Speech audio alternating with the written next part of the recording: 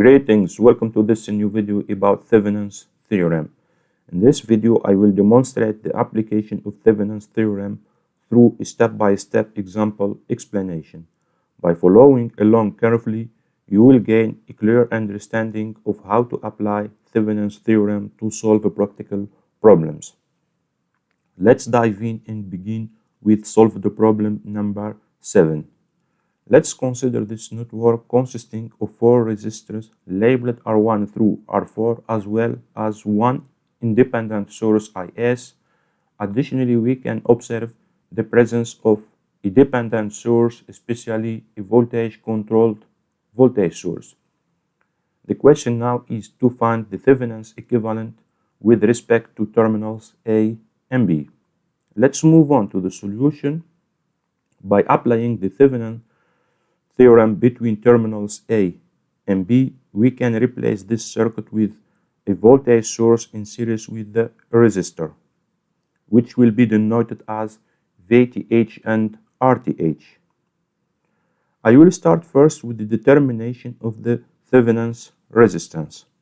This step can be done by removing all independent sources in the circuit, which means the voltage source will be replaced by a short circuit and the current source will be replaced by an open circuit.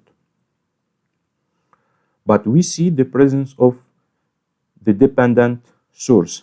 However, the idea is to excite the network with a voltage VO connected between terminals A and B. We can set VO is equal to 1 volt to make the calculation easy. Our goal now is to find the current IO through the terminals A and B.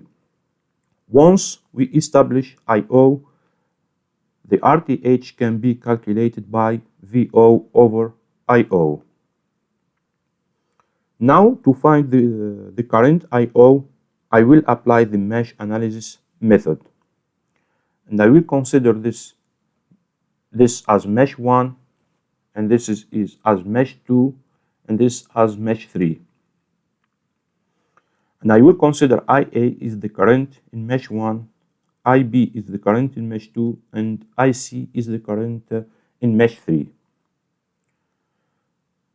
I will start first with mesh 1. By applying Kirchhoff's voltage law in mesh 1, we can write R1 times IA plus R2 times IA minus IC plus R3 times IA minus IB is equal to 0. And if we replace the resistors with their numerical values and we continue simplifying this equation, we obtain 12 times IA minus 6 times IB minus 2 times IC is equal to 0. Let's move on now to mesh 2.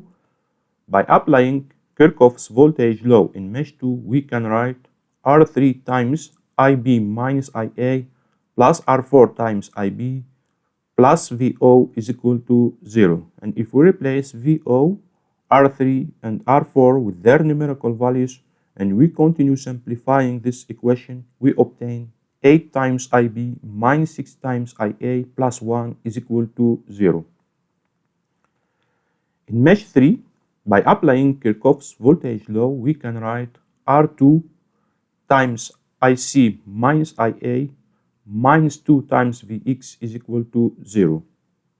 And according to Ohm's law, Vx is equal to negative R1 times IA. And if we replace Vx here in the first equation, we obtain R2 times IC minus IA plus 2 times R1 times IA is equal to 0. And if we replace R1 and R2 with their numerical values and we continue simplifying this equation, we obtain 6 times IA plus 2 times IC is equal to 0.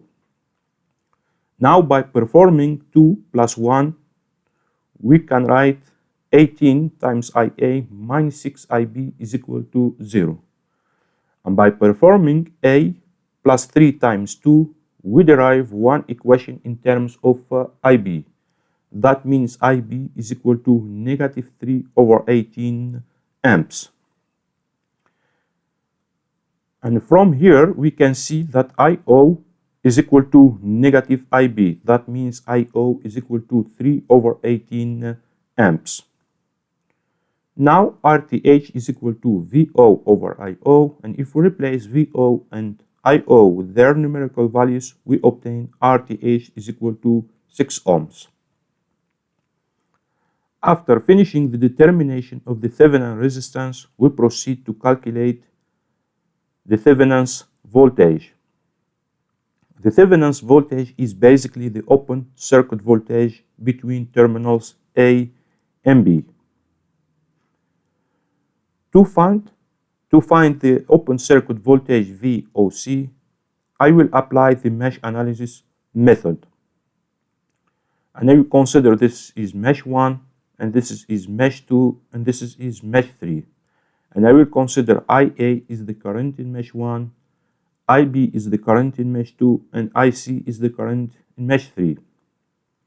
In mesh 1, we can see that IA is equal to IS. That means IA is equal to 5 amps. In mesh 2, by applying Kirchhoff's voltage law, we can write R1 times IB minus IA plus R2 times IB minus IC plus R3 times IB is equal to 0. Because here there is no current flow in this direction, because it's an open circuit. And if we replace R1, R2, and R3 with their numerical values, and we continue simplifying this equation, we obtain 12 IB minus 4 IA minus 2 IC is equal to 0. Let's move on to mesh 3. By applying Kirchhoff's voltage law in mesh 3, we can write R2 times IC minus IB minus 2 VX times VX is equal to 0. And according to Ohm's law, Vx is equal to R1 times IA minus IB. And if we replace Vx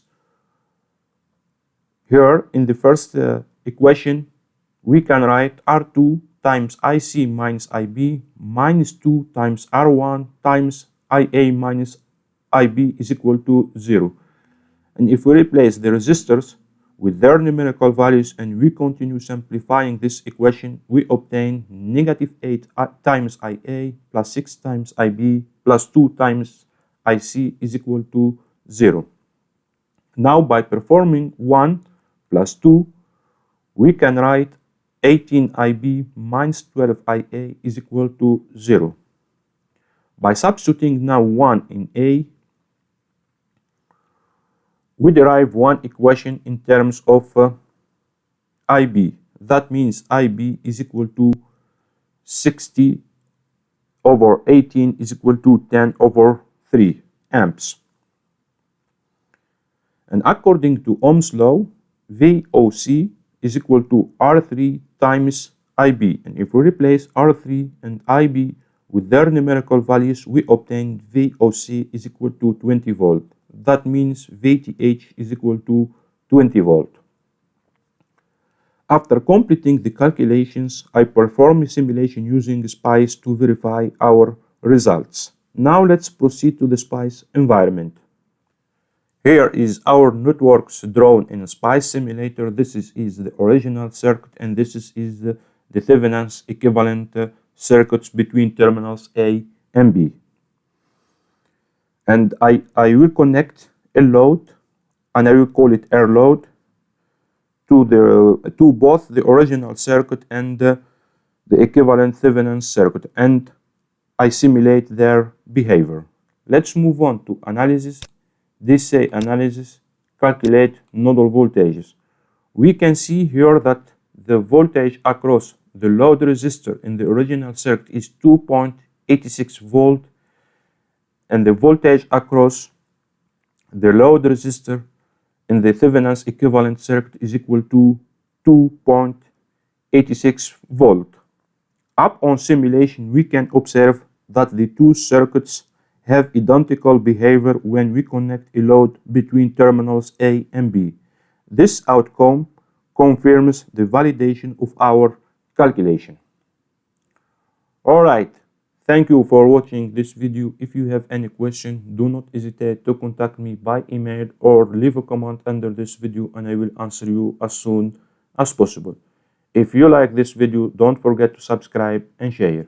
See you next time in another video about Thevenin's theorem. Take care and bye-bye.